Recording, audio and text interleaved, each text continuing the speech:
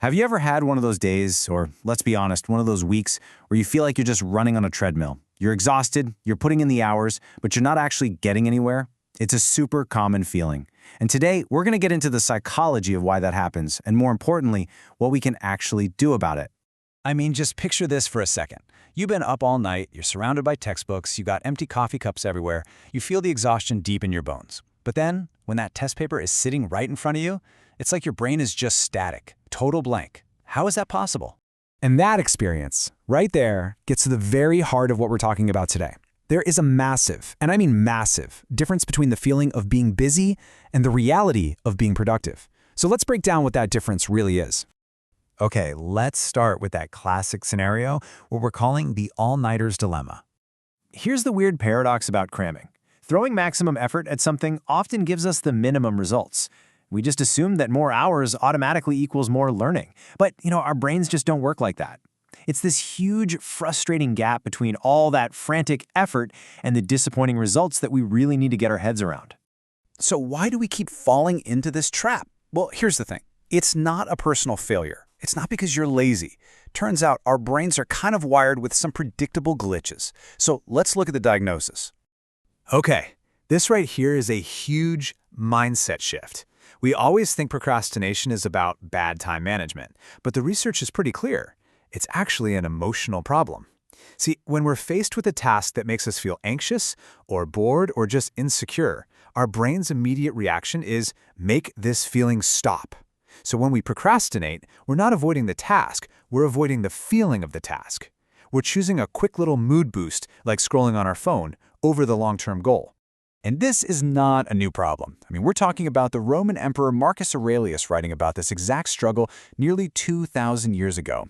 He knew the real battle wasn't with the work itself, but with our emotional reaction to it. Now for the second part of the diagnosis, something called the planning fallacy. This is basically our brain's built-in, ridiculously optimistic bias. We are just terrible at estimating how long things will take. And the craziest part is, even if every similar project in the past has taken way longer, our brain still goes, nope, this time will be different. And this isn't just a theory. Look at this. In one famous study, students figured it'd take them about 34 days to finish their thesis. You want to know the actual average? Over 55 days. That is a massive gap between what they thought would happen and what actually happened. And if you think this is just a student thing, think again. Look at these massive projects. The Sydney Opera House was 10 years late and cost 14 times the original budget. It's a fundamental human trait that affects everything from homework to billion-dollar airports. It's wild. So we have these two psychological glitches working against us. Procrastination to avoid bad feelings and the planning fallacy making us over-optimistic. How does this actually show up in our lives?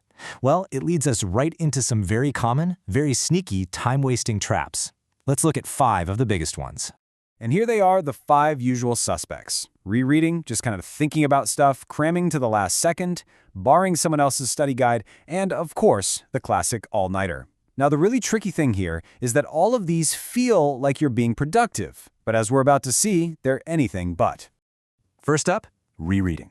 This one's so deceptive because it creates a false sense of familiarity. You see the words on the page, and your brain says, oh yeah, I recognize this, I know this. But recognizing something isn't the same as being able to recall it from scratch. A test asks you to recall it, and rereading just doesn't build that muscle. Trap number 2 is just silently thinking about the material. Again, it feels like you're studying, but a test demands that you produce something concrete. You have to get your thoughts out of your head and onto the paper. If you haven't actually practiced doing that, either by writing it down or saying it out loud, you're not really prepared. Studying right up into the last possible second. We think those last 10 minutes are a game changer, but they're really not. When your brain is stressed out, it's like its problem-solving abilities just shut down. You're way better off just taking a breath and letting your mind decompress so it can actually perform when it matters.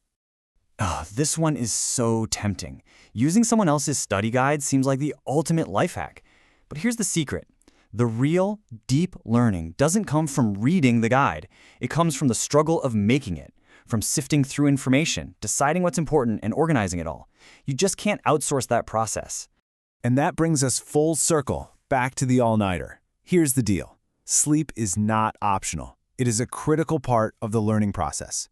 While you're sleeping, your brain is hard at work, consolidating memories. Think of it like a little secretary inside your head, neatly filing away all the day's information. Pulling an all-nighter is basically telling that secretary, yeah, don't bother coming in today.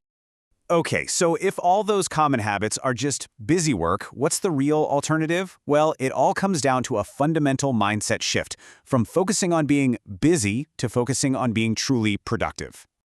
This table just lays it all out, doesn't it? Look at the difference. Busy is frantic, productive is focused. Busy is often fueled by anxiety or perfectionism, while productive is fueled by a clear purpose. Being busy is about feeling important, but being productive is about actually being effective. They're two totally different things. And now, finally, for the good news. After diagnosing the problem and identifying the symptoms, there is a treatment. There's a powerful, scientifically backed technique that can completely transform how you learn and work. It's called the testing effect, or you might hear it called active recall. The idea is so simple, but it is an absolute game changer. We build stronger memories not by trying to shove information into our brains, but by actively pulling it out. The very act of struggling to remember something is what tells your brain, hey, this is important, keep this.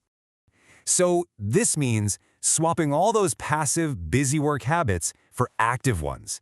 Instead of just rereading your notes, try explaining the main idea out loud to an empty room. Instead of just highlighting a textbook, actually do the practice problems. Don't borrow a study guide, create your own. With every single one of these, you're forcing your brain to retrieve, not just recognize. And the science on this is crystal clear. It works. First, it immediately shows you what you actually don't know.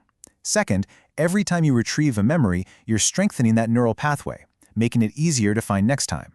And finally, it helps you actually apply what you've learned to new situations, which is, the whole point of learning in the first place.